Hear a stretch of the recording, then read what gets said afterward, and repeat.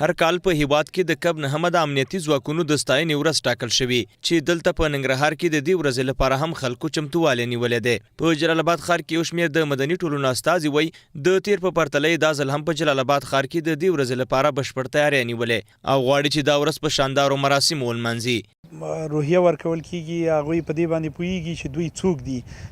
ځکه د هغه قدردانۍ چې د ولس د خوا نه ورکول کیږي هغه نو دوی نادیده نه نیسي او طبیعي خبره ده چې د دوی په رګونو او په وینه کې او د دوی په احساساتو کې به نور هم د عالي وطني روحیې احساس پیاوړی کوي. دغه ورځ لمانځل زموږ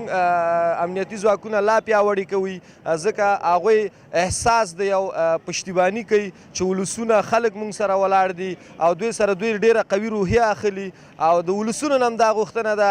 چې دغه امنیتي ځواکونه دي چې موږ تاسو آرامه ژوند کوو، دغه امنیتي ځواکونه دي چې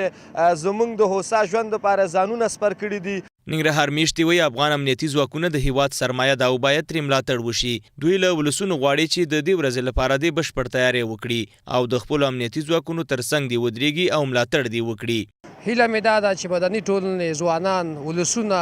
که هغه بوناس طبقه دی او که ذکور طبقه دي کار وکړي او د خپل د ولس او د حقیقي بچیانو ملاتړ وکړي او دوی ونازوي. د ولس باید د دوی ملاتړ وکړي، دوی شاته ودرېږي، ځکه چې دا خلک خو بس غریبانان غرونو کې پراته دي، نه یخني ګوري نه ګرمي ګوري، وطن دپاره خدمت کوي، مطلب وطن دپاره لګیا دي، سر ځان قربانوي. د یادونې وړ ده چې د امنیتي ځواکونو د ملاتړ په موخه د ننګرهار په مومندري او کوز کونړ ولسوالیو کې هم پراخې غونډې ترسره شوي چې قومي مشرانو او دیني عالمانو هم پکې ګډون کړی و. دوی ډاډ ورکړ چې د اړتیا پر مهال به په سنګر کې د دښمن پر ضد د افغان امنیتي او دفاعي ځواکونو سره د ژوند تر وروستۍ سلګۍ ولاړ وي او هیڅکله به یې یوازې پرې نه ږدي.